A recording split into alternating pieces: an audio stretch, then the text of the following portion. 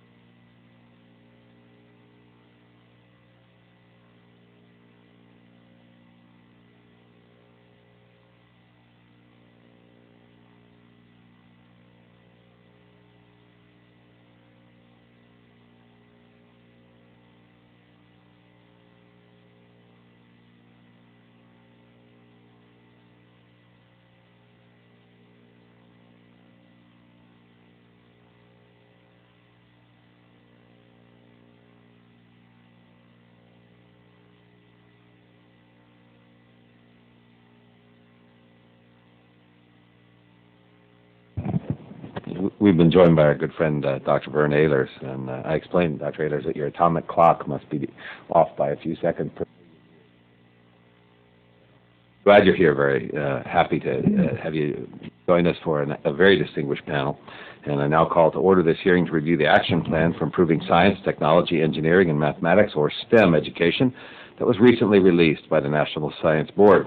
I welcome this opportunity to enter into a discussion with our panel of witnesses on the steps necessary to ensure that American students receive the education in STEM fields that they will all need to live satisfying and productive lives in the increasingly technological society of the 21st century, and that a subset of our students will need in preparation for becoming future scientists and engineers, and hopefully teachers as well.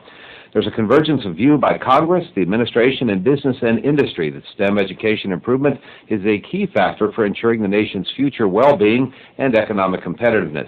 The Competes Act, which was signed into law this summer, includes many provisions aimed at addressing shortcomings in STEM education that were highlighted in the congressionally requested and widely acclaimed report from the National Academies, the so-called Rising Above the Gathering Storm report. The National Science Board has now come forward with a set of recommendations that are intended to make system-wide changes to improve STEM education throughout the nation. The Board's recommendations fall into two principal areas: ensuring greater coherence in the nation's STEM education system and ensuring that all students are taught by highly qualified STEM teachers. Educating more highly qualified STEM teachers and enhancing the content knowledge and teaching skills of existing STEM teachers was the top recommendation of the Gathering Storm report. This recommendation was in turn the basis for the teacher education and professional development provision in the Competes legislation. The National Science Board now goes further by suggesting the need for policies to allow for increased teacher compensation and for development of more uniform teacher certification standards across the states. In addition, the Board suggests specific actions that are needed to bring about greater coherence in the STEM education system, something Dr. Ehlers and I are particularly interested in. These recommendations include, for example, consistent content standards across states, uniform sequencing of courses from grade to grade across school systems and states, and improved linkage between the course content for different grade levels. Today, we'll explore these proposals with representatives of various stakeholders involved in STEM education. This is appropriate because any changes to the STEM education system must involve active participation by many players. After all, there are 14,000 school districts in the United States, and any change to STEM education content and sequence, for example, would require developing and implementing a national strategy. The Board makes a specific recommendation for implementing a national coordination process based on the creation of a congressionally chartered independent council with a wide-ranging membership. I hope to hear from our witnesses their views on whether this is a necessary and workable mechanism. Finally, I'd like to thank the National Science Board for its strong reaffirmation in the report that STEM education is a core mission of the National Science Foundation. As the Board and this committee are well aware, STEM education has been a major component of NSF's activities since the agency's creation nearly 60 years ago, and the Foundation has compiled a widely acknowledged record of accomplishment over those years. I strongly endorse the Board's direction to NSF to develop a roadmap for overall STEM education activities, including those funded through the Science Directorates. This is consistent with the requirement for a STEM education plan in the recent NSF reauthorization legislation. The committee will be watching with interest as this planning process unfolds. I want to thank all our witnesses for their attendance this morning, and I look forward to our discussion. I now recognize my friend, the ranking member of the subcommittee, Dr. Vern Ehlers, for any opening remarks he may care to make. Thank you, Mr. Chairman. It's a pleasure to be here. Thank you for calling this hearing on one of my favorite topics. Today's hearing will explore the recommendation of the National Science Board's recently released report, a national action plan for addressing the critical needs of the U.S. science, technology, engineering, and mathematics education system. That gives a very clear description of what we're talking about here, and it's an extremely important issue. I understand that the report had its genesis as the Board was preparing the 2006 Science and Technology Indicators. The statistics on the state of science and engineering spurred the Board to create the Commission to further explore the startling data on U.S. science and engineering education. I applaud the effort. This is an area I've been working in for many, many years, and this effort has resulted in the report before us. The report has highlighted two grand challenges: coordination of STEM education efforts and improving teacher preparation. Both are extremely important. As the Academic Competitive Council report revealed, there are many federal STEM education efforts, but they suffer from a lack of both evaluation and coordination. Improving coordination is challenging, even just within the federal government, because each individual program has its merits. Expanding coordination of STEM education efforts to all levels is an incredible task that requires a Sputnik-like moment to unite everyone around a common goal. Several public opinion reports have recently highlighted data showing that parents are not convinced that their kids must be skilled in math and science to survive in today's economy. Until we have that buy-in at the grassroots level, it will be hard for attempts at coordination to be sustained and successful. A recent survey, I believe, highlights part of the problem when most parents replied that they thought math and science education in the United States should be improved. Something like 80 or 90% believe that, but 70% thought that their kids' math and science program was absolutely fine. So once again, there's a disconnect. I am pleased to see that the Board has also recommended the establishment of national content guidelines. And I am heartened that the Washington Post recently reported that superintendents for Fairfax County and Montgomery County in two different states, Virginia and Maryland, believe that in order to properly assess student achievement, national content standards are needed.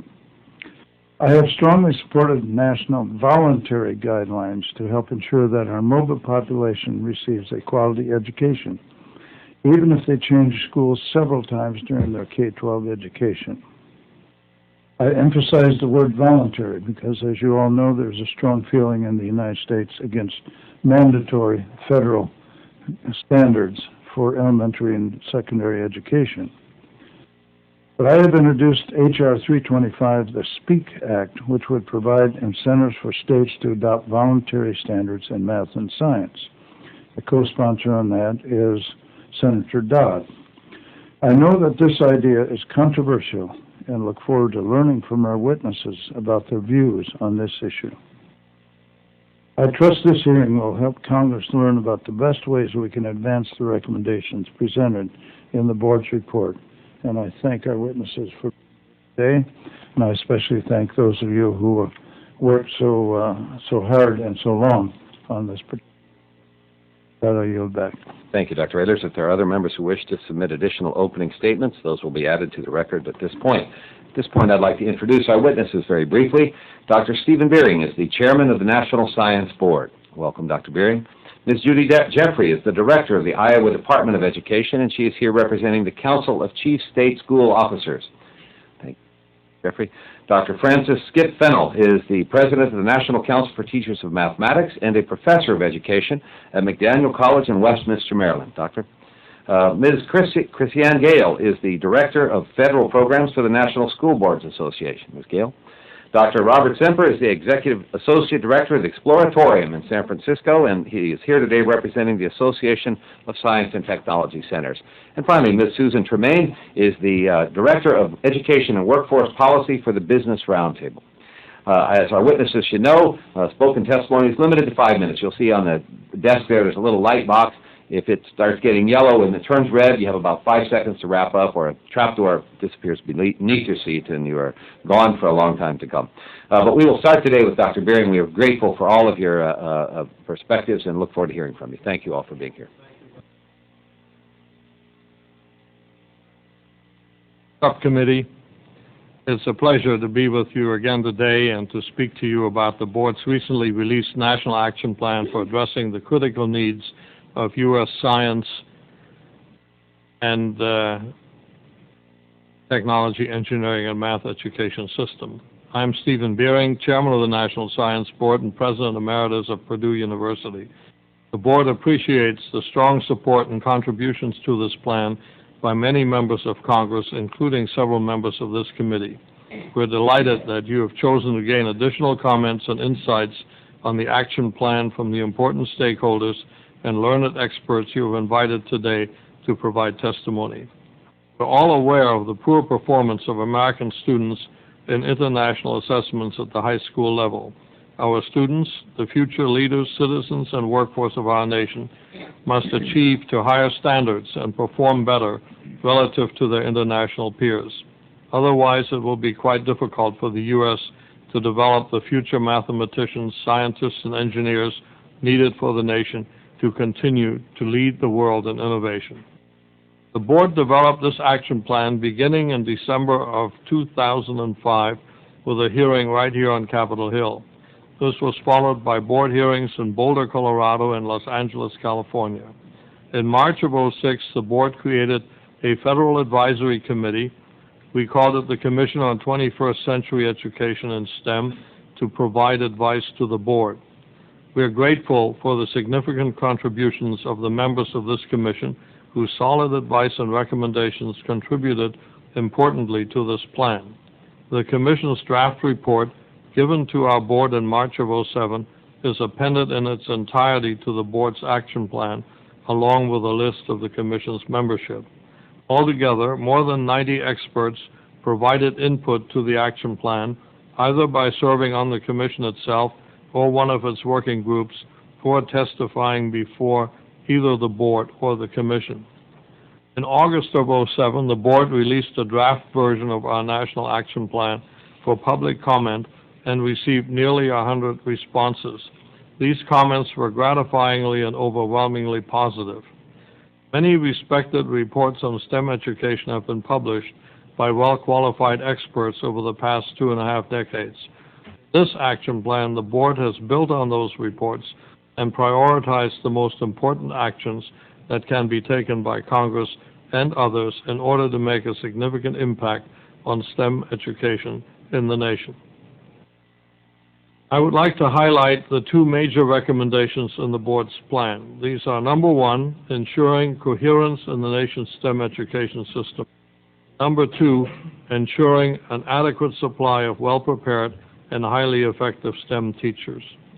The board has concluded that horizontal coordination of STEM education is needed among states and vertical alignment among components of the system from pre-kindergarten through college. A coordinated system of STEM education means that a student who starts kindergarten in Kansas, attends middle school in California, and enters high school in Illinois will have the opportunity to master the foundational skills needed for future success in more advanced STEM studies and which are increasingly needed in the workforce.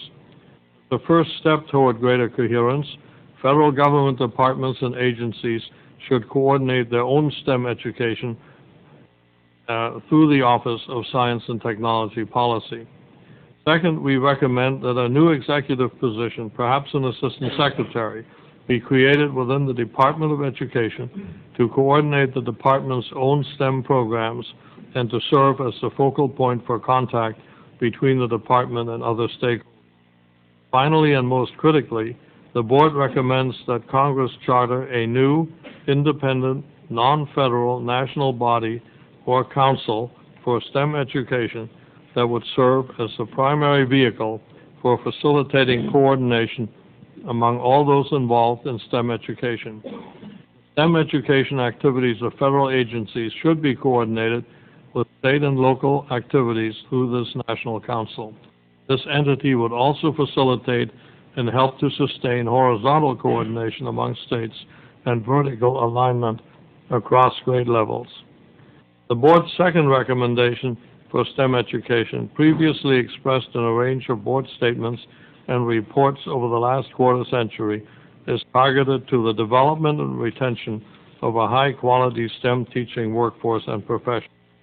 We recognize and congratulate Congress on the valuable contributions in this area made by the America Competes Act. A number of board's recommendations are already addressed by this act.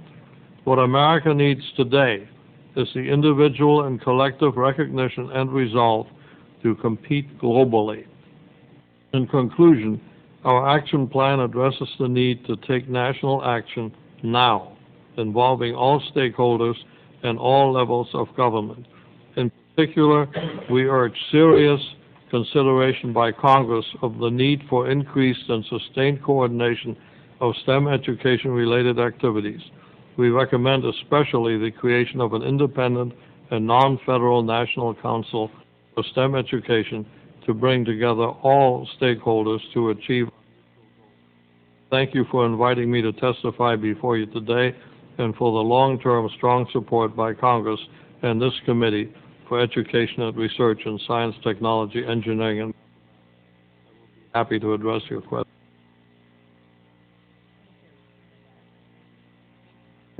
Ehlers.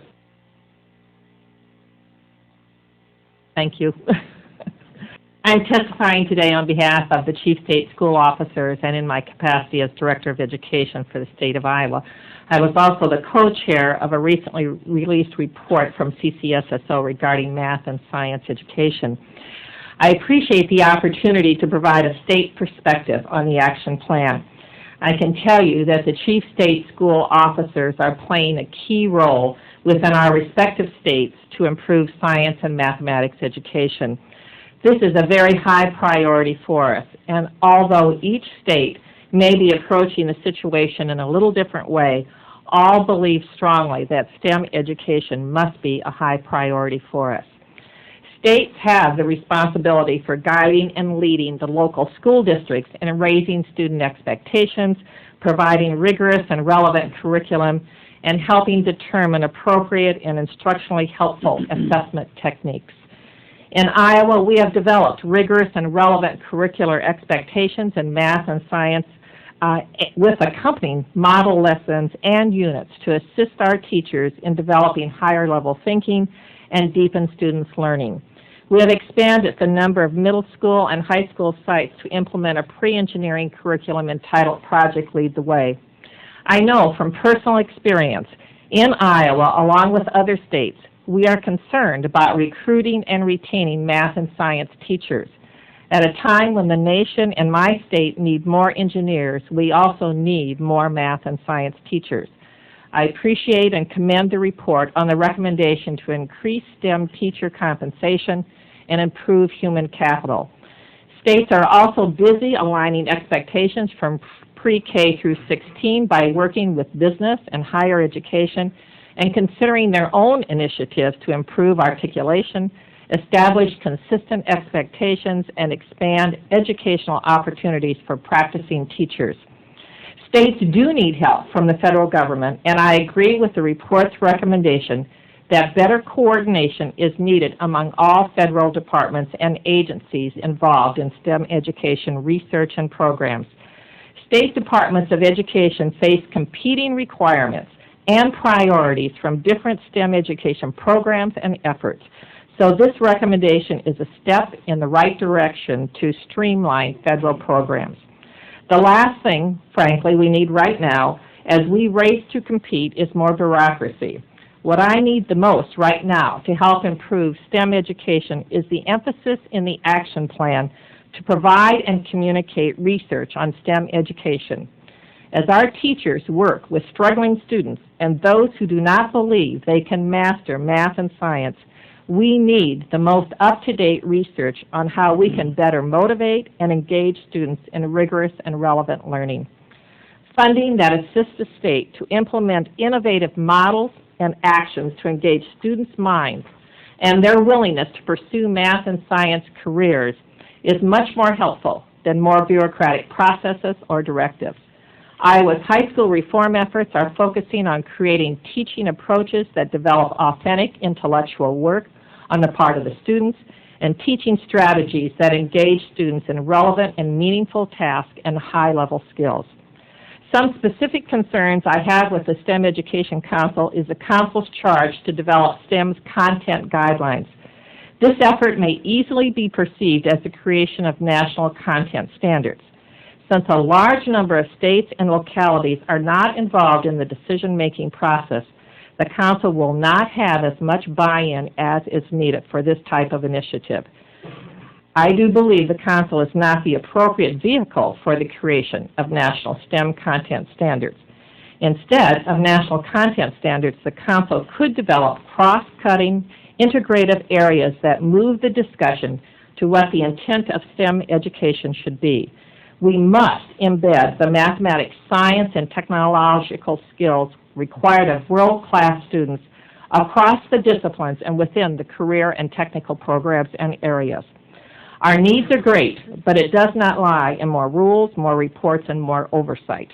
Each teacher deserves high-quality, ongoing, and on-the-job professional development in research-based instructional strategies.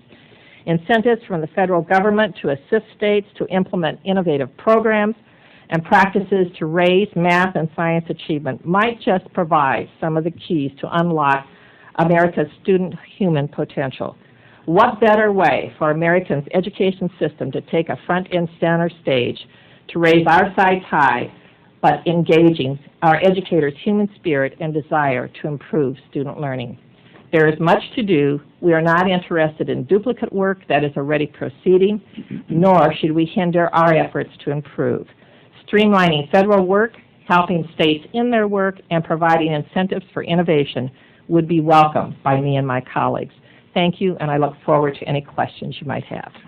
Very much. We've been joined by the distinguished gentleman from Texas, Mr. Hall, and by Dr. McNerney from California, and by Dr. Lipinski as well. Thank you all. Dr. Fennell, please. Good morning, Chairman Barrett and Congressman Ehlers. My name is Francis Skip Fennell. I'm a professor of education at McDaniel College in Westminster, Maryland. Today I'm here as the president of the National Council of Teachers of Mathematics. At this time, I will be highlighting elements of the testimony that you have received. First, thank you for the opportunity to speak with you about the National Science Board's National Action Plan for STEM Education. NCTM believes that creating a coherent STEM curriculum and placing a well-qualified, highly effective teacher in every STEM classroom are critical goals for this effort. Creating an independent National Council for STEM Education can reestablish the sustained critical focus in education that was the hallmark of this country's success in response to the launch of Sputnik 50 years ago. implementing all aspects of the National Science Board's National Action Plan for addressing the critical needs of the U.S. science, technology, engineering, and mathematics education system could produce significant and, more importantly, enduring change in STEM education. NCTM especially supports those recommendations that acknowledge the need for more and better STEM teachers. Time and again, research has shown that the most important factor in student achievement is the quality of the teacher. All teachers must understand how students learn. Highly qualified teachers of mathematics not only understand but also invest in the particular culture of their students and school, and they must actively engage students of diverse backgrounds and strengths in significant and challenging mathematics. The creation of an Assistant Secretary of STEM Education at the Department of Education would bring much-needed coordination among the numerous existing programs that address STEM education. And the formation of a new independent, non-federal National Council for STEM Education to coordinate programs nationwide would raise the profile and importance of STEM education and development.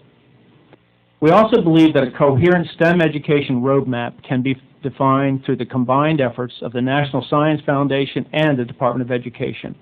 We strongly encourage capitalizing on and expanding the work that is currently being done on learning and educational practices by the National Science Foundation. This work can augment and improve instructional practice and student learning, topics which are currently being examined by the National Mathematics Panel, of which I am a member. As the board noted, one of the most significant challenges facing the STEM fields in mathematics education is a lack of curricular coherence. Curricula today are dominated by long lists of very specific learning expectations. How does a teacher, typically a generalist at the elementary school level, identify what's most important at the fourth grade level and try to deal with that common, perhaps tiring criticism that our curriculum is a mile wide and an inch deep? Greater curricular coherence is needed horizontally among states and vertically across grade levels. In 2006, the National Council of Teachers of Mathematics addressed the coherence issue with the publication of Curriculum Focal Points for pre-kindergarten through grade 8 mathematics, a quest for coherence. The focal points describes the most significant mathematical concepts and skills for each grade level and presents a way to organize and connect critical mathematics topics from grade to grade. The focal points build the foundation for higher level mathematics, beginning with algebra. Curriculum Focal Points presents a framework to guide states and school districts as they design and organize their expectation and assessments. They are intended to frame discussions that will eventually guide textbook publishers and assessment developers as well. The focal points answer the question, what are the key mathematical ideas or topics on which the others build? Another National Mathematics Panel topic.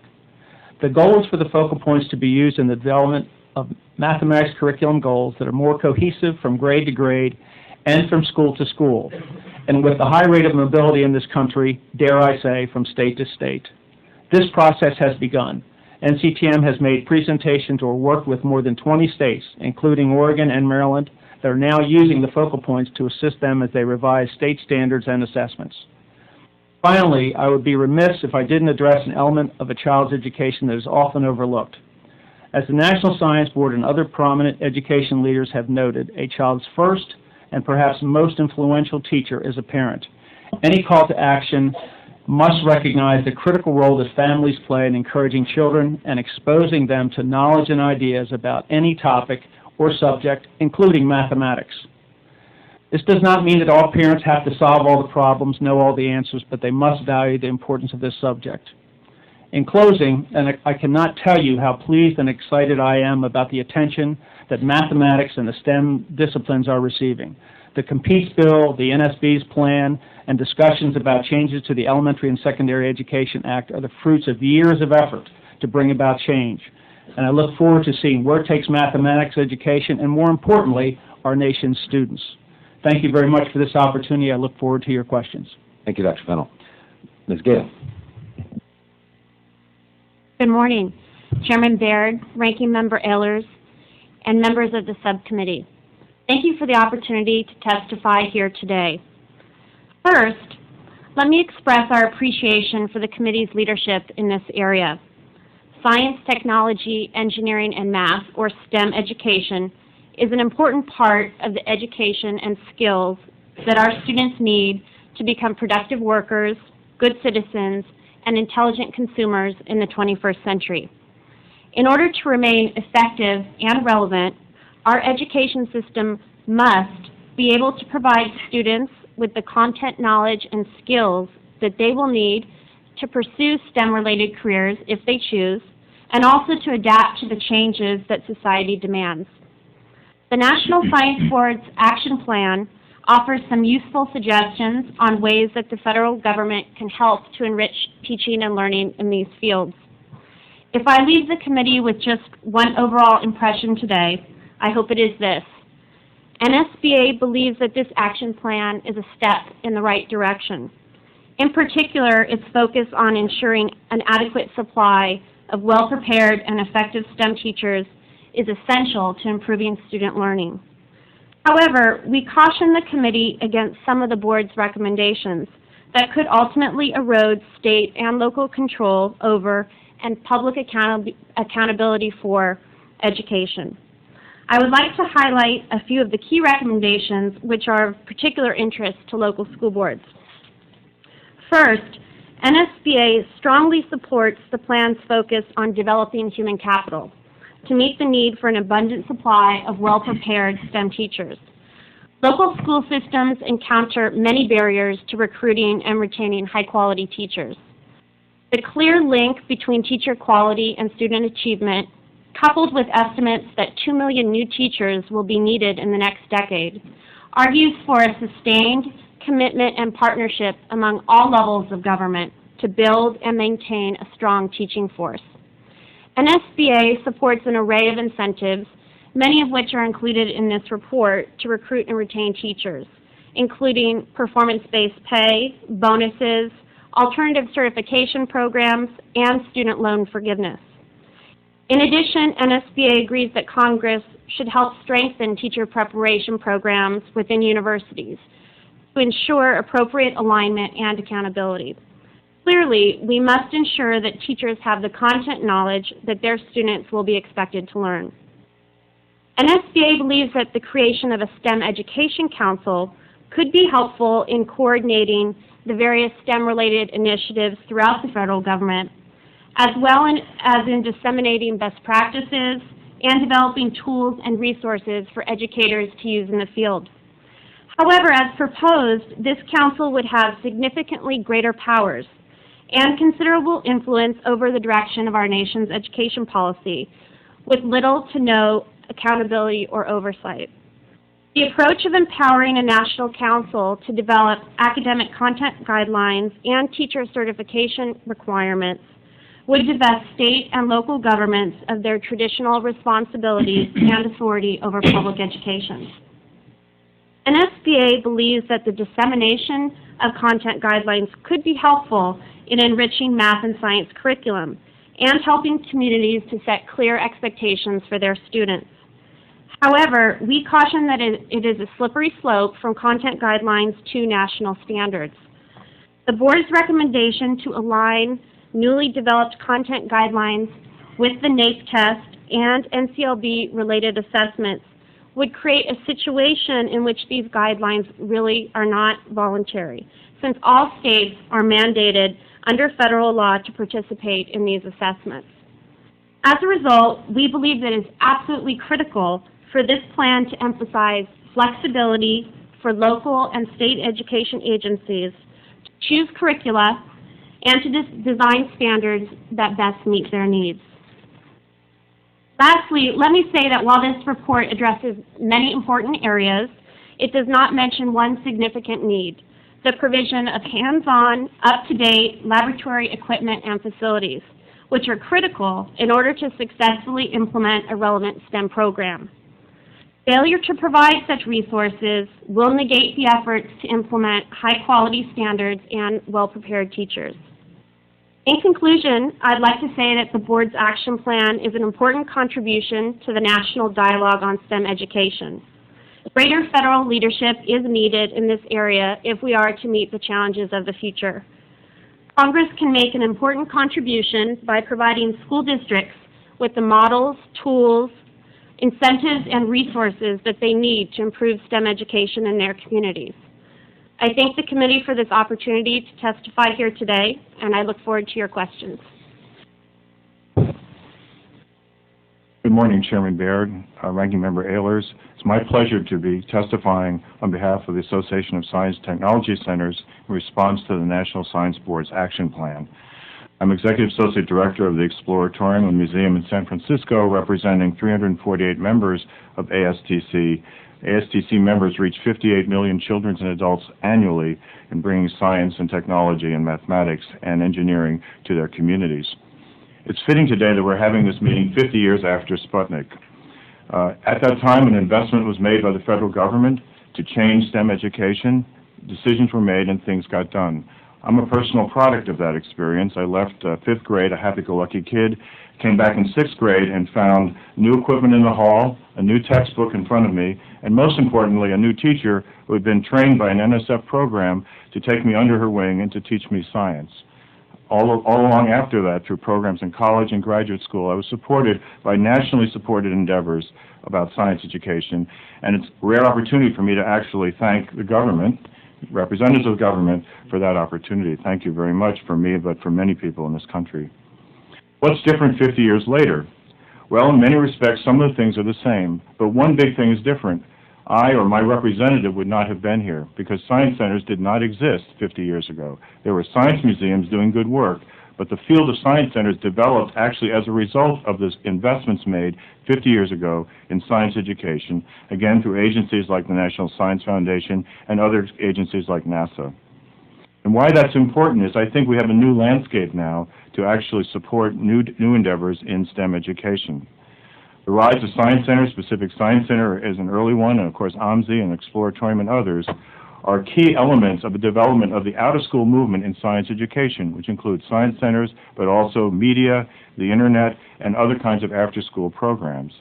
These programs offer a supporting structure for science education that did not exist before, and it's one of the reasons why the notion of having in the NSB report a coherent structure and a place at the table for these kinds of agencies is so critical. This is really important if we take our view of science education from the kids' eye view and not the institutional eye view. If you think of our kids, they basically are in school, but they also go to museums, they watch media, they go home and talk with their parents about science, they have interactions with peers, they go to after-school programs. It's really important because if you realize only 1,000 hours of science instruction is provided K-12 to our students. That number, 1,000 hours, is not going to change. That's 1/2 of an adult's working year. But we have to look at the entire system if we're going to actually look at the questions of improving STEM education. Therefore, ASTC and the Science Center community supports both of the priority recommendations included in the plan presented by the National Science Board, the coherence in the nation's STEM education system, and recommendations assuring an adequate supply of well-prepared and highly effective teachers. And I want to point out that science centers are actually able to play a role in meeting both of these recommendations. First, the coherence issue. It's critical that we engage all the stakeholders in this process. But of course, all of these stakeholders have different funding strategies. The main school systems are funded by states and local funding, with federal funding coming through the states down to the local schools and school districts. Science Center's community, my community, is funded by local contributions, by philanthropic contributions, by people paying tickets, money at the door, and also by national programs that we can compete for. These two areas do not come in contact very well, and we need to have a place of engagement so we can understand who can do what best and how these programs could come together. Science centers, for example, are effective in providing research on learning and educational practices. For example, the Center for Informal Learning at School at my organization is doing research on how museums can participate in the STEM education process broadly. They also are involved in developing human capital in terms of teacher development.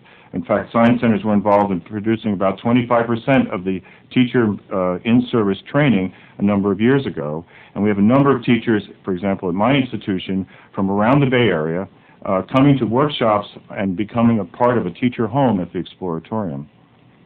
And most importantly, science centers also can provide support for the public appreciation of science and of science education. There are opportunities for a forum for discussion in communities about what science education should be like. We are also supportive of the inclusion of science centers and other parties in the state P16 councils. In California, our council includes representatives from districts, from universities, from community colleges, from workforce, but for example, it does not include representatives from libraries, from museums, from media, all part of the solution to the problem. If we can get coordinated and integrated, I think we can maximize the investment that's being made in each of these sectors in a strong way. Looking at the teacher issue, we completely agree that well-qualified teachers is critical if we're going to reach underserved students, and there's a lot of research that shows underserved students get underqualified instruction. That has to change. One way to address this would be to actually develop new forms of professional development for teachers, to go beyond the traditional university model, school district model, to think of alternatives that might include institutions like ours in the Science Center world or in other worlds that could help make a new development of teacher education similar to what was done in medical school 100 years ago in terms of professional development. And finally, I'd like to address the question of roadmaps. It's clear that we need a roadmap. We need a national roadmap for science education in this country. NSF needs an internal roadmap because we're really faced with an engineering problem. How do we engineer improvement in science and science education writ large? And a roadmap that's clear and concise that people can find their role would be very powerful in that regard. Thank you for your interest, and I look forward to answering your questions. Mr. Chairman, Ranking Member Ehlers, members of the subcommittee. Good morning. I'm Susan Traiman, Director of Education and Workforce Policy at Business Roundtable, and like Dr. Semper, a beneficiary of the post-Sputnik investment. Although I didn't go into STEM, I did have a loan to go to college from the National Defense Education Act. Thank you for inviting me to testify before you today on STEM education and the recent report from the National Science Board. I want to thank Dr. Beering and the members of the National Science Board for their important work on behalf of U.S. STEM education. Business Roundtable, as many of you know, is an association of chief executives of leading corporations with a combined workforce of more than 10 million employees and $4.5 trillion in annual revenues. Our CEOs are united in their concern about STEM education in the U.S. They understand that STEM education is a critical underpinning of both national economic competitiveness and individual success in the modern workforce. From Norm Augustine, who was our Task Force on Education chairman 11 years ago, to our current Education Task Force Chairman, Art Ryan, the CEO of Prudential Financial, CEOs believe that expanding the talent pool of Americans with a firm grounding in STEM disciplines is a critical element of the innovation agenda the United States must pursue in order to remain competitive in the 21st century. The National Science Board identifies two central challenges to STEM education in the U.S., ensuring coherence in STEM learning and ensuring an adequate supply of well-prepared, highly effective STEM teachers. Both challenges have been the subject of countless reports and federal and state initiatives over the past 20 years. And both reflect the overall problems and dysfunctions with the K-16 education system in the United States, or non-system in the U.S., as well as issues that are unique to STEM. Business Roundtable is in complete agreement with the National Science Board that the critical bottleneck in U.S. STEM education is the inadequate supply of well-qualified, highly prepared teachers. That's why our member CEOs were so enthusiastic about the STEM education legislation moved by this committee and enacted as part of the America Competes Act. And as you well know, the potential impact of this critical legislation depends on what happens to its appropriations this year and in future years. One of the best features of the American Compete Act is its emphasis on expanding programs that have a demonstrated record of success, such as the Robert Noyce Scholarship Program and the Math and Science Partnership Program. Time and again, in fact, since the post-Sputnik years, we learn over and over that well-intentioned STEM initiatives fail because of inadequate attention to teacher preparation and professional development. From No Child Left Behind to the Higher Ed Act to America Competes Act, we need to build on lessons learned about what will produce results. And we also need to be open to new models that address issues such as the need to increase compensation for STEM teachers, despite long-standing resistance to recognizing performance or market demands in determining teacher pay.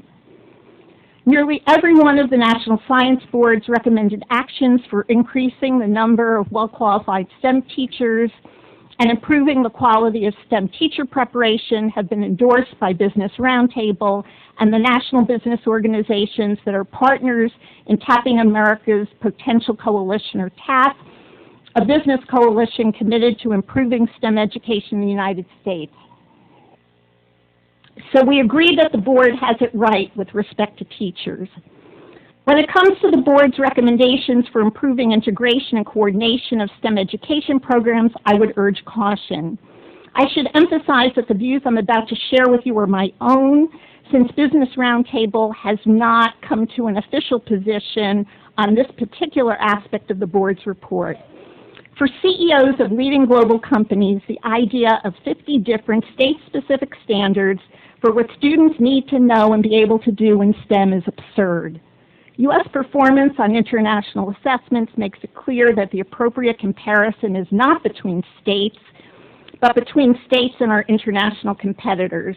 In this context, state-specific standards defy logic, but history and politics often create conditions where logic-defying outcomes prevail. The National Science Board also recommends creating new governance structures to achieve vertical and horizontal integration in STEM education. In an ideal world, the board's recommendations might make sense, but I fear they don't account for the history and the politics that got us where we are today. In my written testimony, I go into some detail about the political and historical pressures that have caused education standards wars over the past 20 or so years, where very reasonable and modest proposals to establish voluntary standards didn't result where we want them to be. And that's why we are not supporting the creation or development of voluntary national standards and assessments as part of the reauthorization of No Child Left Behind. In the follow-up to this, I can address some of your questions about why the recommendations for this new council may create more problems than it attempts to solve. Thank you, and I look forward to your questions. Thank the witnesses for a very diverse set of perspectives on this issue, and I commend the staff for having put together a group of folks with different perspectives from different important bodies. I'll recognize myself for 5 minutes, and then we'll proceed with questions from other members of the panel. One of the issues that puzzles me is that when we look at our nation's competitiveness with other countries, national testing, virtually all the countries that we are trailing behind have national standards and national curricula.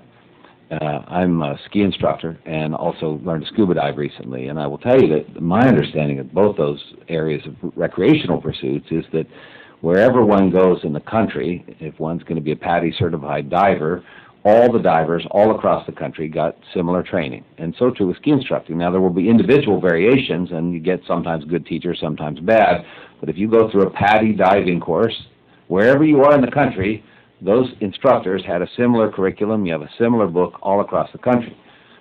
It puzzles me that we can't seem to get around that. To be perfectly blunt, I think local control is a shibboleth, but not a policy.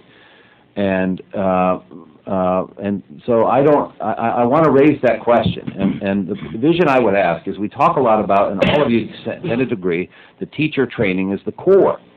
And yet, what are we training the teachers for? Are we training a teacher in Colorado to not teach in Iowa? Are we training a teacher in Iowa to not teach in Wisconsin? And I want to throw that out there. I'm an advocate of at least exploring very seriously this notion of some form of national curriculum, at least on a voluntary basis, in science and math education. And I'm interested. I'll just throw that out there and pros and cons of that. Why can't we do it? Why shouldn't we do it? Dr. Fennell. Well, I'd like to speak in support of your frustration. Not that you're frustrated, but I see the same frustrations. We have, at the moment, 49 of our 50 states have curriculums out there, in particularly pre-K through 8 mathematics, and they range from somewhere in the 30 objectives all the way to over 100, depending upon how you count. And yet, if you get underneath that, I don't know anybody in this room or anywhere else who wouldn't want elementary age children to know how to add and subtract well, and similarly with multiplication, division, and later on be pretty proficient in their work with fractions and so forth, all leading to algebra. Our work with the focal points, our work with now close to half of the states in this country, my work with the National Math Panel, where we're pretty close to suggesting benchmarks of import for all students as they move into algebra is pretty important. If we want to be competitive with those other cultures that you alluded to, if we want to make sure kids are ready for higher level mathematics, if we would like more students ready for a math intending, science intending career, that has to happen. I'd like to just address that on behalf of local school boards. We would say that as a nation of 300 million plus individuals and 50 million school children, with a vast array of resources and differences of opinion, that we need to allow room for experimentation in curriculum and instruction. And at NSBA, we don't believe in a one-size-fits-all approach. We think it's very important to allow for local flexibility so that those closest to the ground who are in our classrooms teaching our students can stress particular priorities and values that exist within their own communities. You'll notice in my testimony, I did not say I didn't support national standards. What I mentioned is I didn't think this was the appropriate body to move towards that. I do believe that there probably is a time and a place, and this may very well be the time and place, by which there is some national consensus about what children or students should know and be able to do.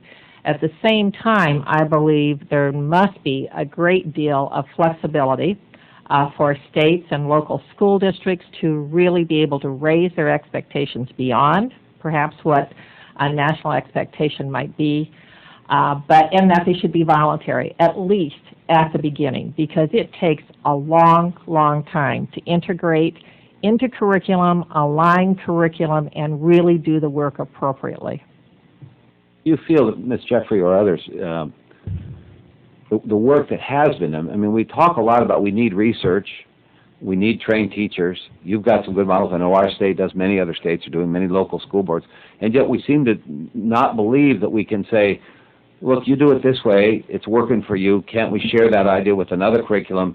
Can't we look with what the experts in mathematics are saying and use that? But you're saying some other body might be the way, or some other way to get at that. Well, what I'm saying is, for instance, we have the focal points from the National Council of Teacher of Mathematics. I think it's a great document, and when I co-chaired the CCS Math and Science Task Force, we referred to that document as something that should be basically a foundation for states to really look at as they constructed their own standards and their own curriculum.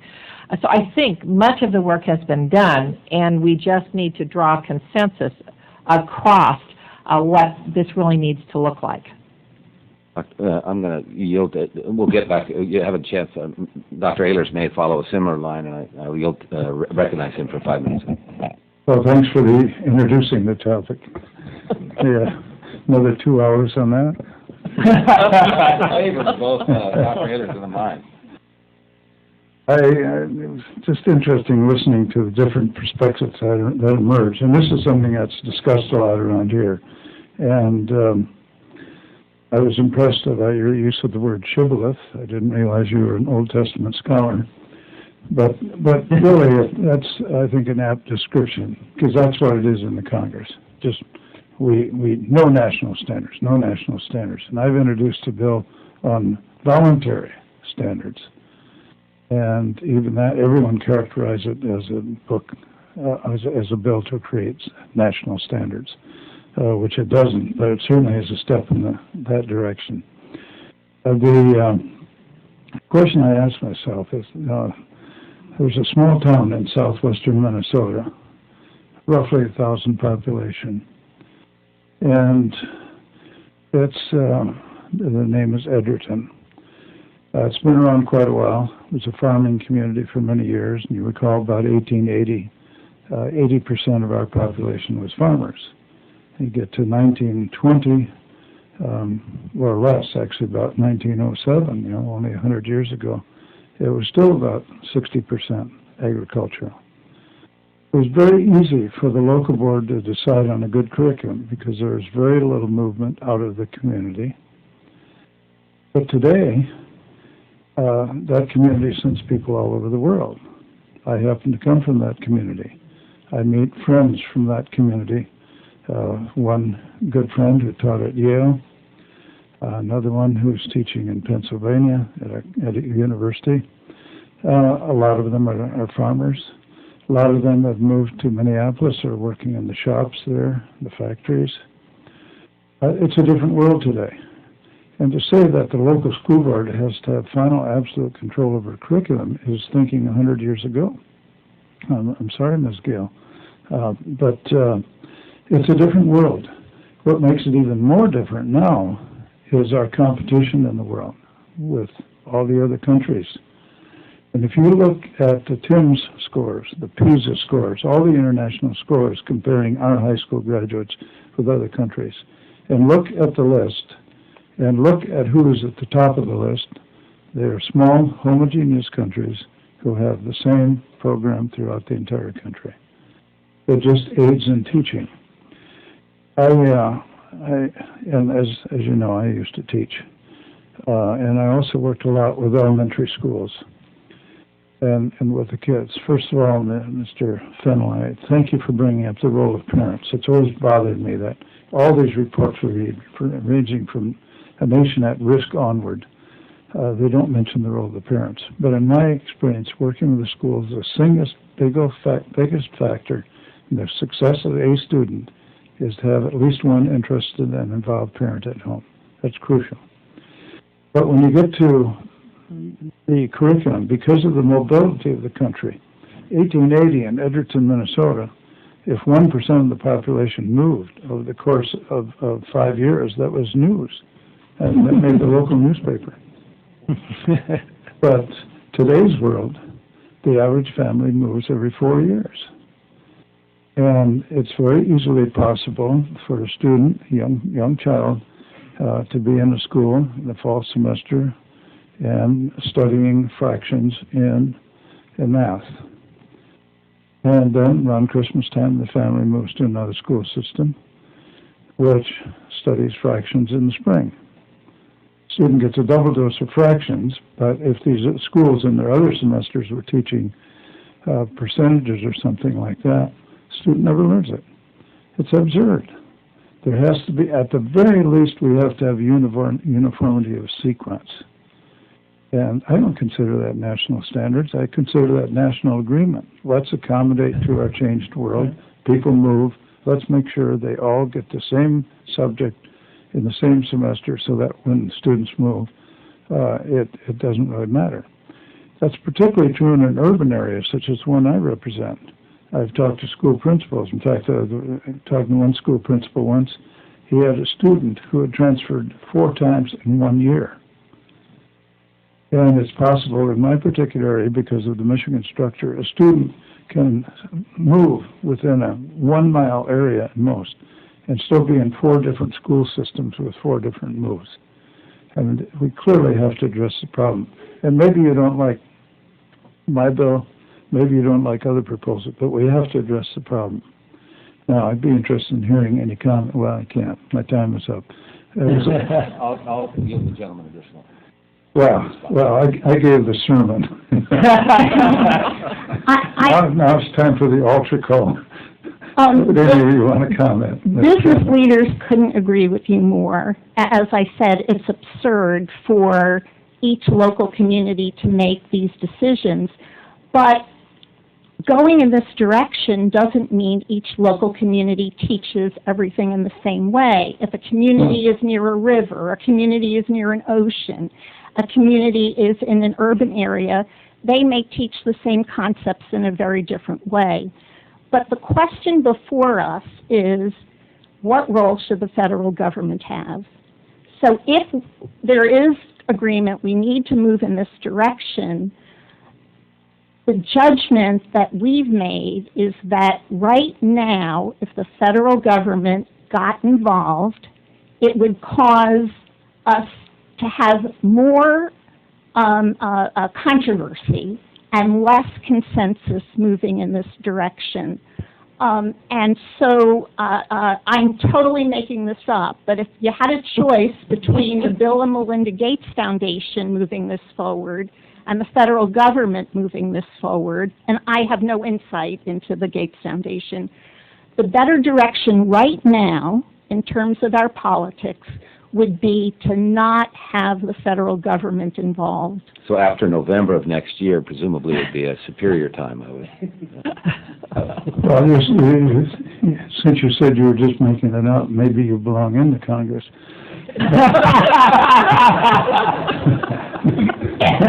As a matter of fact, I think, let's just clarify this, and then I think the issue is sequence and concepts. If you get agreement on those, that goes probably 80 to 85% of the way. Furthermore, I don't want the Congress to make the rules. Our bill gives it to NAGB. Maybe you have a better choice to make it, but I think the government should be out. We're just saying, let's see if we can't develop a national consensus to at least have the same sequence and teach the same concepts in that sequence. Thank you. I think Dr. Ehlers and I are both of a position that where if you're a parent and you move to another school district, you need to not feel like your kid's going to come out of sequence. And similarly, if you're a teacher and you're moving to a different school area, or you got trained in one university and you teach in a different state, you don't have to relearn everything. The inefficiencies of that for our economy and for our kids' learning strike us as just wasteful in a time when we can't afford to be inefficient in facing global competition. Dr. McNerney.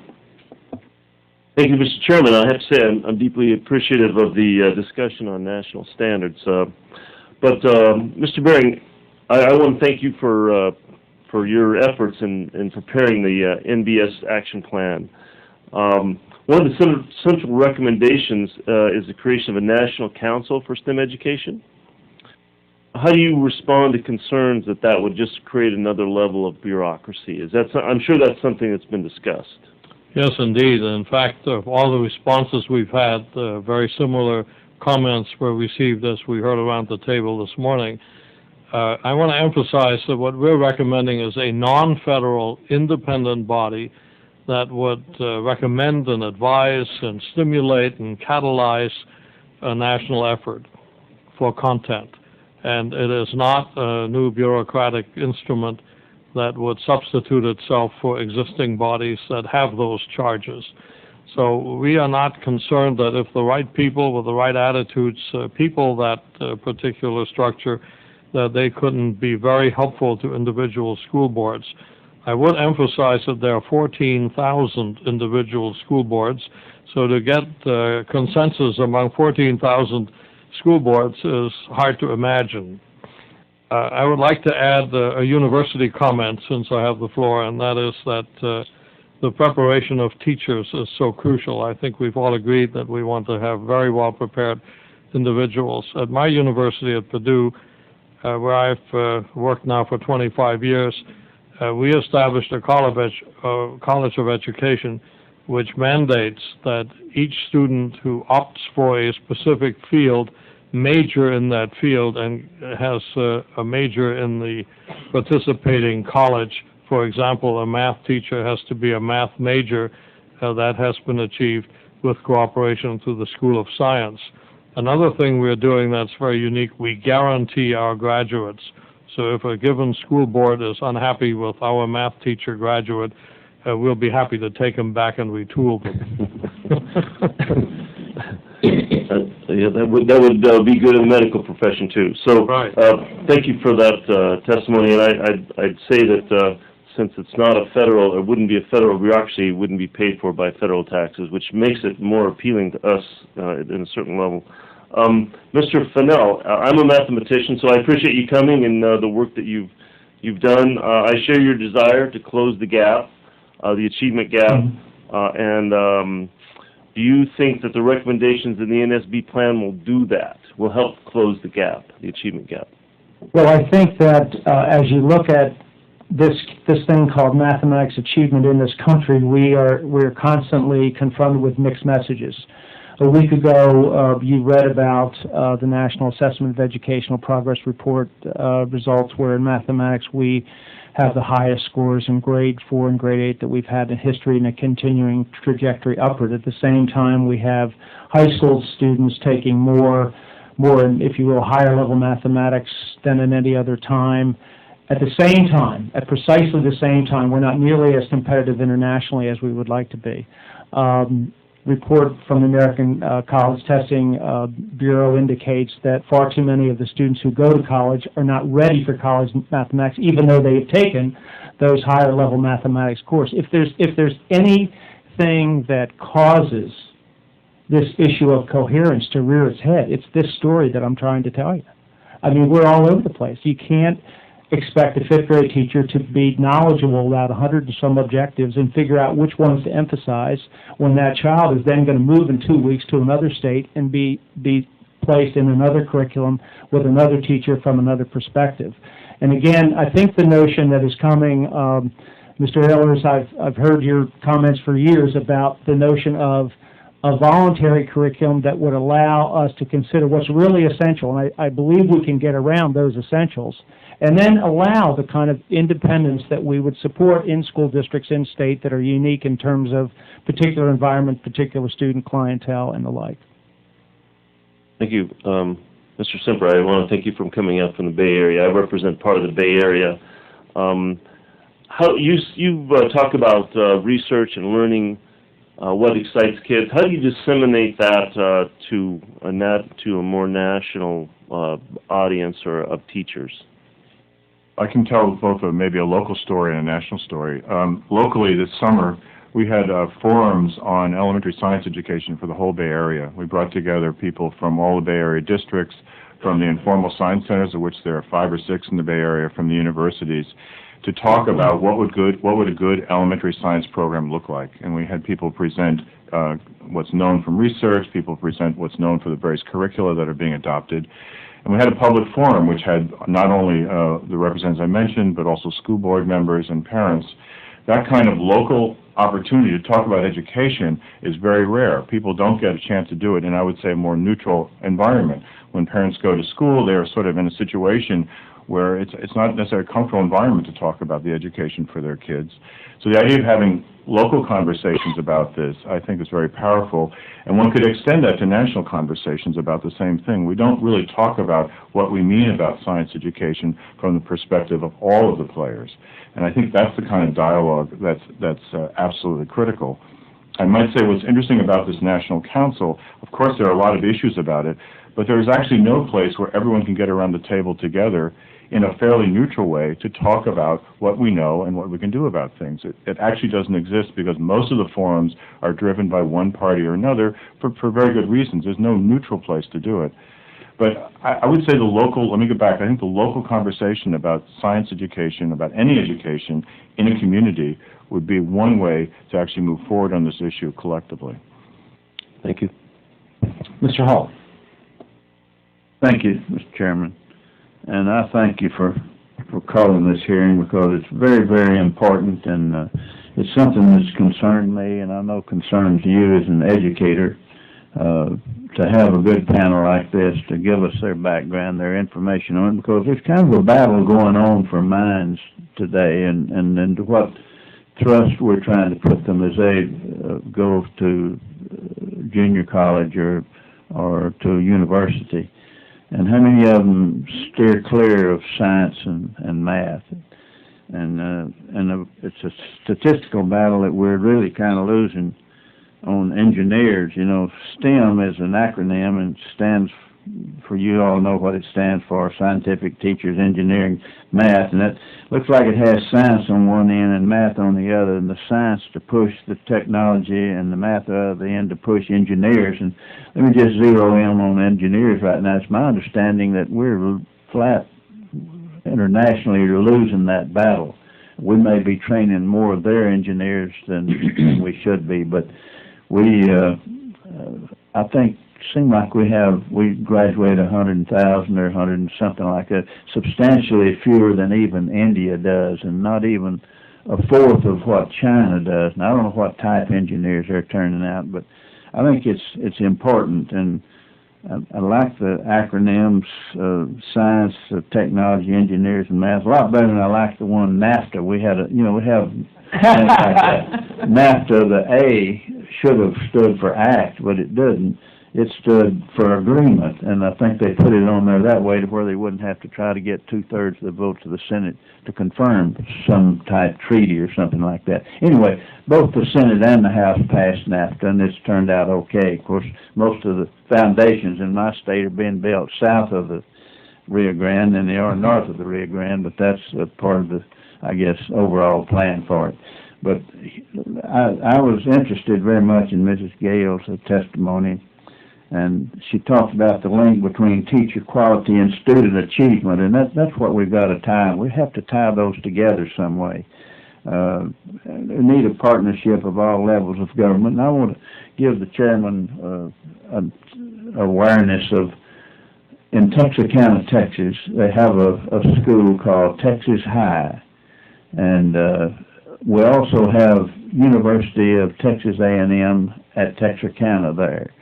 Those two institutions work closely together, and the voters of Bowie County, where Texarkana is, voted to build a high school built around science and technology, science and math.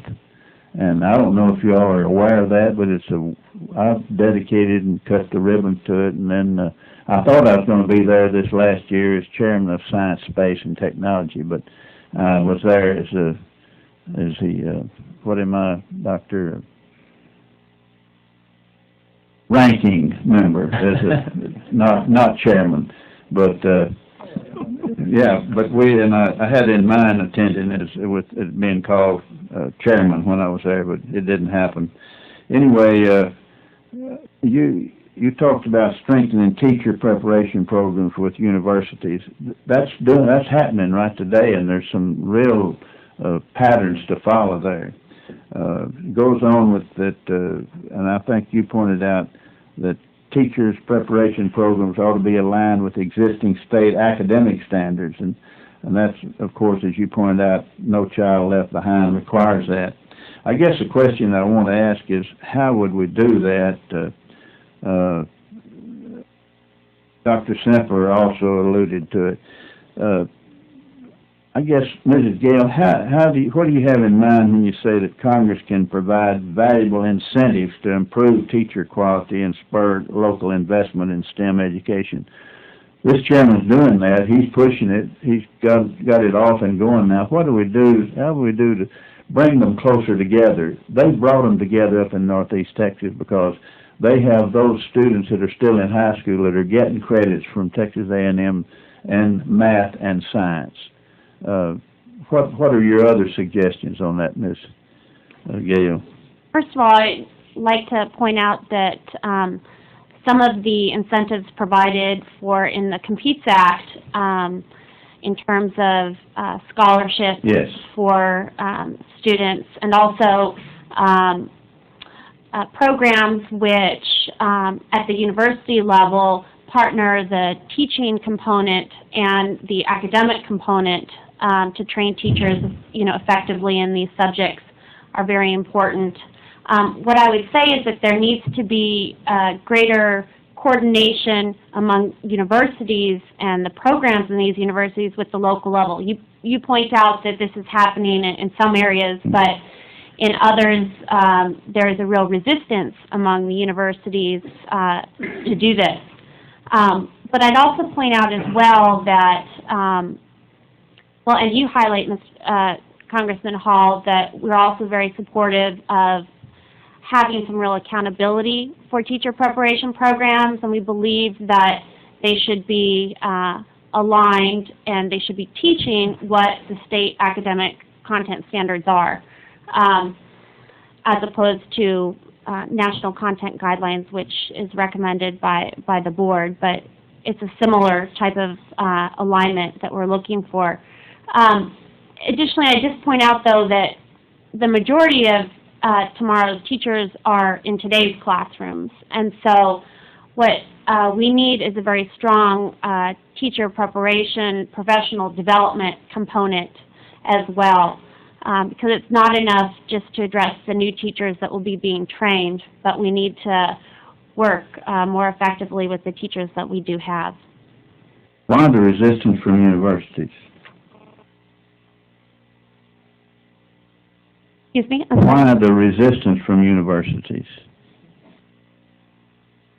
Now, I can see a resistance from anybody in high school. When I was in high school, I liked history, and the only part about English I liked was when we had English literature. I wasn't too good on conjugating the verb to be, and I've never found a way to work that into a conversation anyway since then. But, you know, I can only really... And unlike Dr. Ehlers, I was not very much of a student. I made 4 F's and a D one time, and my dad whipped me for spending too much time on one subject. So that's the type of student I was always. Everything over 70 was wasted. So I'm the kind of guy that really we need to be reaching out to get them interested in science and mathematics and to fill out the word STEM. Mm-hmm. Well, I think we'd certainly be supportive of that. I can only, speak from my experience, but in trying to work with the university community, they're the protectors of free thought, and they don't like anybody telling them what to do. So that can be challenging. But I think one of the ways we might be able to bridge this gap, there are some really interesting programs for dual enrollment credits that are going on right now between high schools and colleges, or also with community colleges in particular. And I think that those sort of partnerships can help to better coordinate our K through 16 system. Well, I think my time's up, but I think Mrs. Traiman also mentioned Norm Augustine, who is, I think, one of the really great Americans, and I don't know why a guy like him can't be one of that bunch running for president right now. I yield back my time. I don't know if he's a Republican or a Democrat. I'd like to know that. Like Dr. Ehlers suggested that you run for Congress, I'd like to know where you live before I go. I yield back my time, Mr. Chairman. Thank you. I thank my good friend, his modesty about his academic background. Some of you know that at, what was it, Ralph, 18, you were flying fighters off aircraft carriers. So he says that, so we adjust the math. Exactly. Was today your birthday? Oh, all right.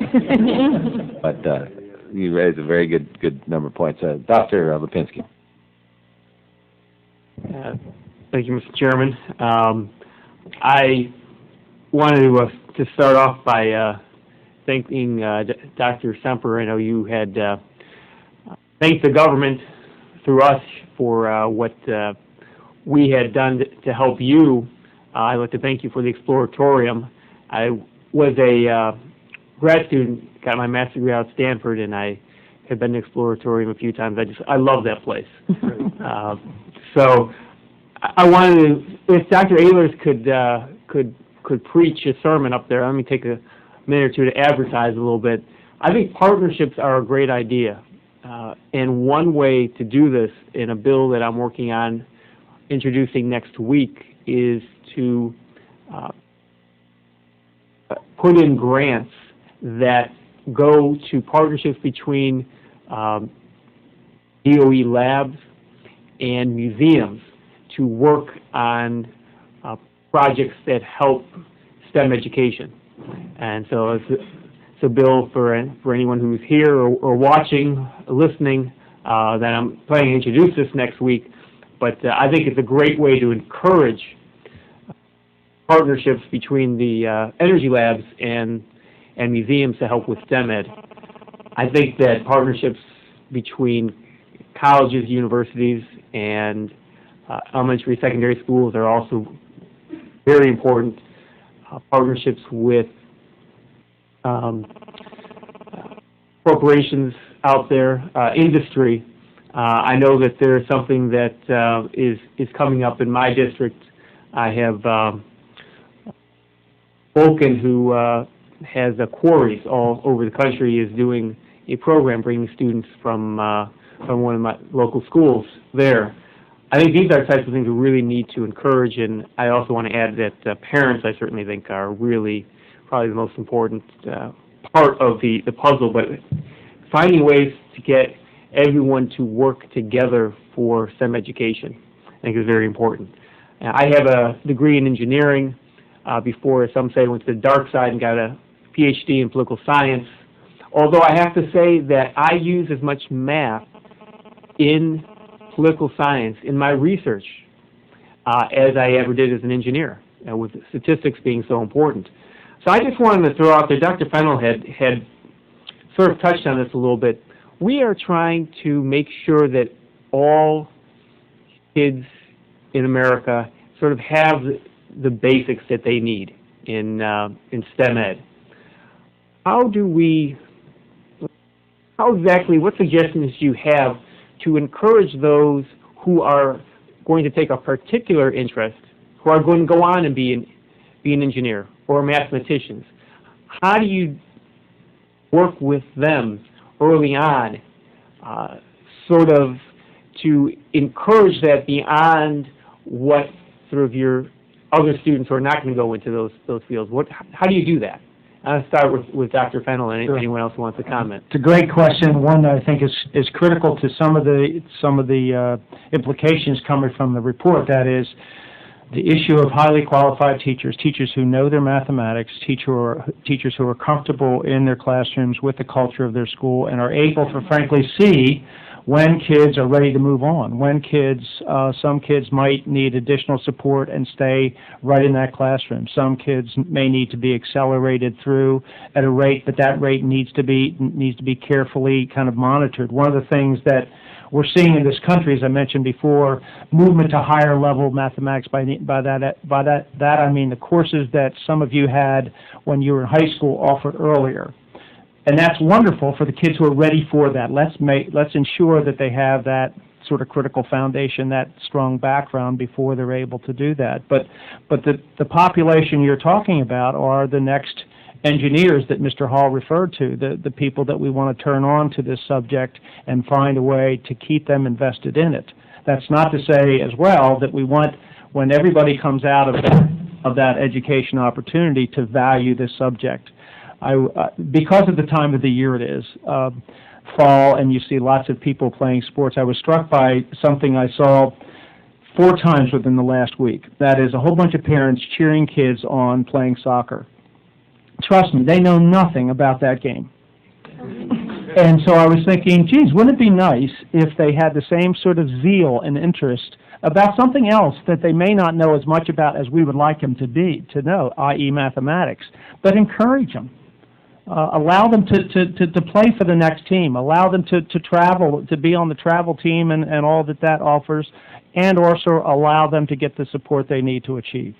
I think it must happen. I would like to address your question also. We are working much earlier with our students beginning at 8th grade and in middle school to really think about their career pathways and putting together an 8th grade plan that really establishes with their parents the goals that they hope to have for themselves and trying to keep them on track through their high school years.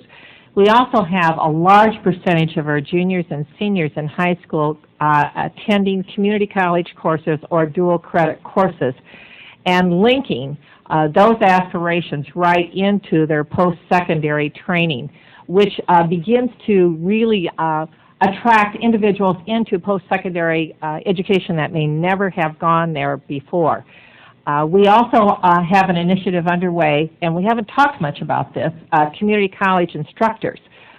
We really are in an effort right now in Iowa to raise the level of expertise and the quality of the community college instructors, because more and more of our high school students are going into community colleges rather than into the four-year universities for lots of reasons, close to home, not as expensive, and also directly accessible to them. So those are some of the efforts that we have underway to sort of create those seamless transition for students. We also have career academies that are occurring between our community colleges and our high schools in Iowa, math science career academies where students can actually go and attend different from their high schools, bioscience academies, pre-engineering academies. We're working to establish all of those kinds of hubs that students can attend beyond their regular high school courses. So there are ways to get this done. One quick thing on that. Sadly, for a lot of kids who might get excited, for example, about being an engineer, the door is closed very early, and it's because of math. Kids can get very excited about science. They can even get excited about engineering. But if they don't have success in the prerequisite math courses, they're not going anywhere in engineering or in science. And we really need to put more focus on making sure that math doesn't close those doors. Even though we're doing better on NAEP in math, we're not doing well enough. Thank you. We'll do a brief second round of questions, if we may. Dr. Berry, you've specifically spoken about a non-federal role, and yet the response from other panelists is grave concern that might nevertheless become some new bureaucratic mechanism. I guess my question to the panelists would be, and Ms. Traiman, you mentioned that the perspective is one that 14,000 different systems is not really a good way to go if you've got a national interest in a skilled workforce.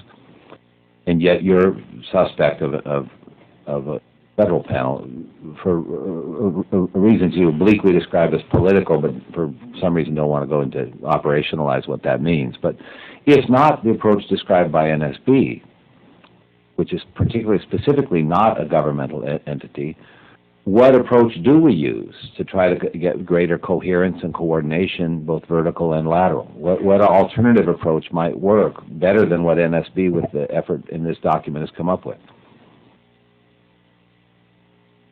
And by the way, other than Bill and Melinda Gates, because I'm familiar with them, they do great work. Right. There's a fair bit of bureaucracy there, and they would still have to get 14,000 school boards to somehow buy in. So there's no magic bullet out there. But what's a better approach? One of the things to learn from the past is that there have been efforts, both governmental and non-governmental, to establish voluntary national standards in the subject areas. Some of them produced good products. Some of them, went by the wayside because they weren't very strong. But one of the serious problems they had is that the people who have an interest in each subject area loaded up with more than can fit in a single school day. So there's no time left for history or English or foreign language or any of the other subjects.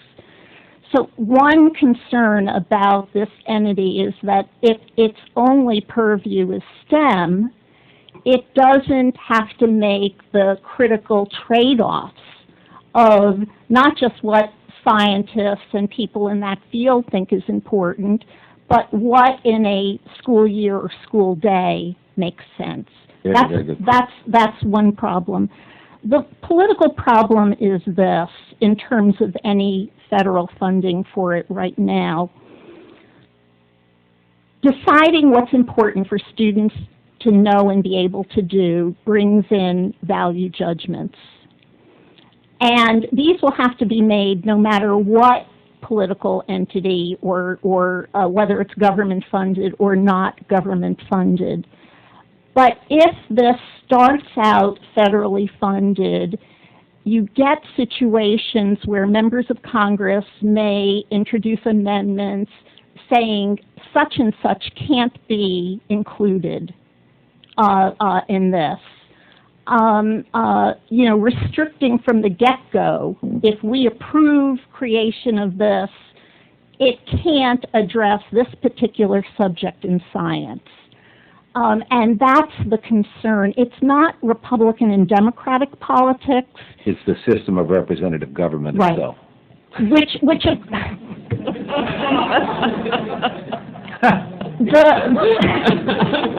I see your concern. the alternative. Stands adjourned.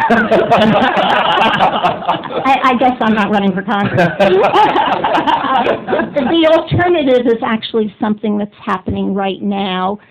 There's a voluntary association of states working with an organization called Achieve. Its board is half governors and half CEOs. And they're starting at the end point, saying when a student graduates from high school, what does that student need to know and be able to do? They're starting in reading and math, to be ready for post-secondary education and the 21st century workforce. And then from that end point, they're back mapping what would that mean in 10th, 8th, every single grade essentially back to kindergarten. It's a long process, and each state right now is doing on its own, but they made a decision about 9 of the states to develop a common end-of-course Algebra 2 test. Nobody from the government is telling them to do it. They just realize it's cost-effective to go in that direction. Algebra 2 in Washington State isn't different than Algebra 2 in Michigan. And so one way for the federal government would be to provide incentives for states to move in that direction, rather than giving this to a federally funded entity at this juncture. Really? As you think about the people who would make up this council, it would look a whole lot like this panel. And so I would ask my colleagues at the table here, what can you imagine that would incent the average American family and the average American parent to get with it and to have its students and its kids get excited about science, math, and international competitiveness? What do we have to do? I think the potential of the non-federal government panel that you suggest has the potential, as you say, to get people who are connected with, if you will, informal science education or mathematics education or science education and or those other fields to think about what would be important. NCTM regularly works with Achieve. We're very aware of their work with 9, actually, that I believe has now grown to 13 or 14 states who are thinking about a common Algebra 2 test. However, I would say that not even though people teach this thing called Algebra 2 in a lot of different ways, there's not necessarily a universal definition of what that is. It's not as simple as it sounds. But the point is that people are willing to come to the table and think about what's important for all kids. And that also goes back to Susan's question earlier, and that is, if in fact we see math as a roadblock for certain kids as they think about considering science-intending careers, then we need to find ways to kind of work toward opening that gate for all kids, because everybody is in the classroom. Gentleman Yield, Sure, I'd be happy to. I might ask you, why do they keep teaching all that stuff in math? During the war, as a Navy cadet, we had ground school, and always had a course in celestial navigation, and it washed out more pilots than not being able to land on a carrier did. Washed out, I'd say, 2/3 of the pilots that one course did. So you have, geometry, pure math, trigonometry, calculus. Why don't you quit teaching all them damn hard courses and you get more of us interested in math? Can I respond to that? No, I wish you wouldn't. I'm just trying to take some way. Some of your language back to you. I'm trying to get some way that youngsters get interested in math, and we have to, folks like you have to entice them some way. Yes, please go ahead. Well, it comes back to something I said earlier in the testimony, and that is it's really important that we get parents and, frankly, the Absolutely. together. I mean, there's a popular book going around right now called Math Doesn't Suck. Well, you know, there's something wrong about the message there. Anybody who's ever been in a classroom and has had the parents sit down with them at the parent-teacher conference and say, you know, I was never good in math either. Well, that's not the point. The point is this subject unlocks doors. It allows Mr. Lipinski to use an engineering background in the halls of government. It allows people to fly planes, think about big ideas that might be situations involving chemistry and all kinds of other things. Now, my problem, as I represent 100,000 teachers around this country, is to make sure that kids not only get that, but find out that it's something that's of value to them. Is it going to be easy necessarily? No. And by the way, I don't think that's a bad thing. There's a lot of things that we do that are hard, and you come out the other side of that realizing, you know what, that was really good that I did that. And that's where we want to be, I think, with all this. On the soccer, I was watching my 8-year-old granddaughter play, and the ball went right up to the soccer goal there, and I said, kick it in, babe, kick it in, babe. And she looked at me with her hand on her hip and her lip out and growled at me, you know, and looked at me. Somebody else kicked it out. They took her out, and I walked over and said, why didn't you kick it in? She said, Papa, you don't know anything about soccer. It wasn't my time. I took her right out to Walmart, and we got a soccer ball and a goal and told her. So she needed some pure math. That's right, yeah. Thank you. I give back the time I didn't have. Thank you very much. That's tough to follow. But I do want to build on something that Mr. Hull said earlier. When he referred to China. I think what I sense here and what I've sensed among the American public, they don't understand the urgency of this situation. China and India decided about 20 years ago that they had to do this for economic survival in today's world. And they went, it's easy for China, it's a totalitarian system, you will study math. And so they did it, and they've done very well. In fact, last year, China graduated more English-speaking engineers than the United States did. In addition to that, they graduated 6 times as many as we did, whereas 20 years ago, they graduated half as many. There's a real urgency to this, and we can't dither around and say, well, you know, we'll try this, we'll try this, we'll try that. That's a lead-up to a question. I gather that some of you are very concerned about the National Council, and I also heard a number of comments. We don't want the government running this. I would simply point out that in the same time, many of you praised the post-Sputnik activity, National Defense Education Act, and so forth. These were government-run programs. You can't rule out the government per se. Now, I'm not a great fan of the government running it, but there has to be some cohesive mechanism to pull this all together and get it done. Right now, we're getting, some of you mentioned community college. Right now, community colleges are doing more to save us than any other educational entity because they're making up for the deficiencies in the elementary and secondary school and serving as a springboard to the colleges and the university. But the question is, you know, if you don't want the federal government to do it, or if you don't like the council, what would you like better? And Ms. Jeffrey, you're a trained administrator. Would you feel better if you were running it? Do you think it would be a good idea? Well, I have to tell you that K-12 educators are very interested in doing the right things. And the chief state school officers have been in this discussion for over a year and are very interested in working together to sort of create this common framework.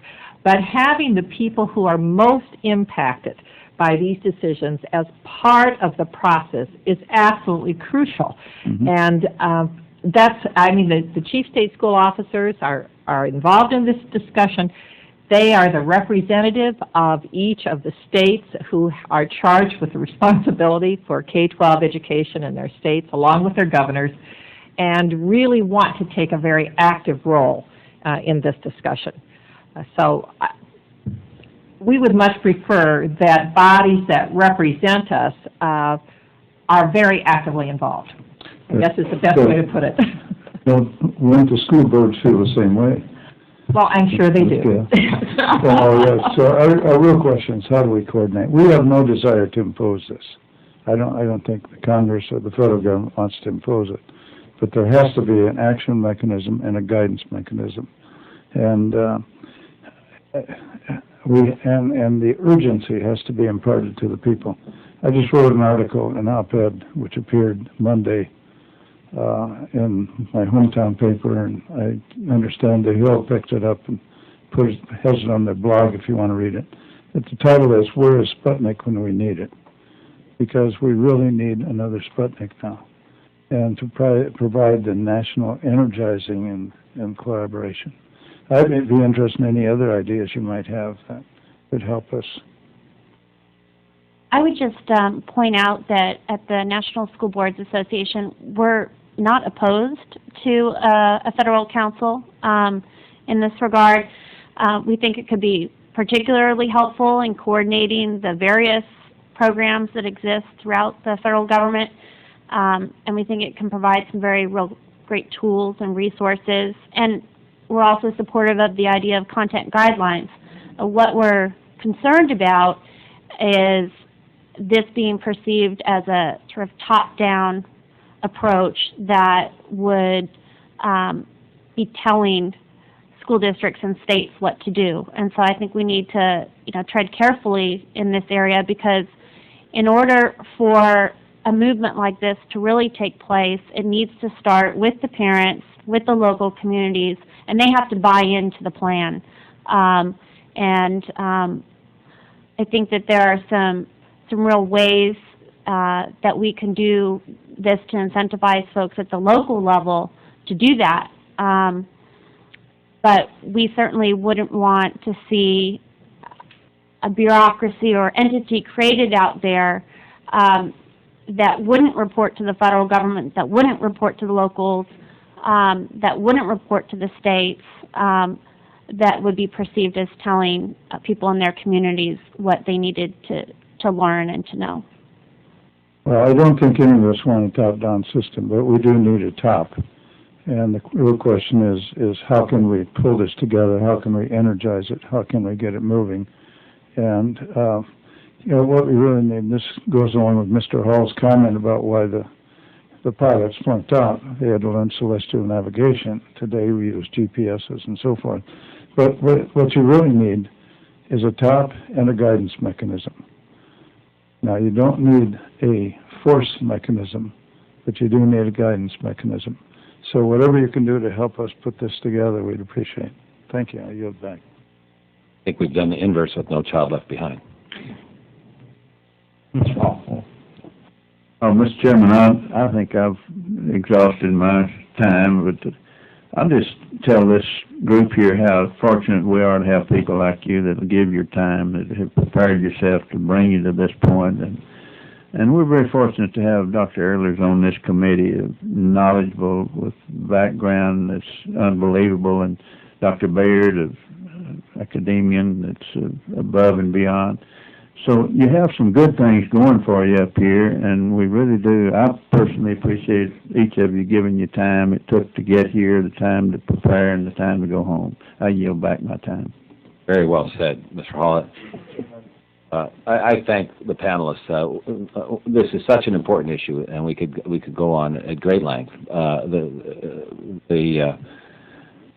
The sense clearly is that there's an absolute commitment and some great people doing some really great work. And one of the paradoxes is here we are with this fantastic country that's acknowledged as a world leader, really sound people like we see before us today, and yet when it translates down to our average child out there in the field, we're not necessarily getting the level of achievement that we want. And what we're trying to do with this series of hearings that we're having on this committee is tap into the expertise and knowledge and real-world experience of folks such as yourself and try to figure out where best to go. And I think all of you. I thank NSB for the great work and all the people who participated in this presentation. But it's so valuable to have further insights into the pros and cons of what's been proposed. This is not by any means the end of this. As you saw with the America Competes Act and the leadership of Chairman Gordon, the chairman of the overall Science Committee, and the leadership of Nancy Pelosi, who's absolutely committed to improving our education opportunities for our kids, we intend to actually operationalize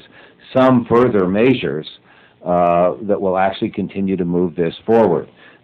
My personal commitment, and I believe that of all of our colleagues, is that every child born in America will have an opportunity to have the top quality science education, science and math education, regardless of where they're born, with quality teachers, with curricula that make sense, and with career paths that are linked in some ways to the curricula and teaching that they receive along the way.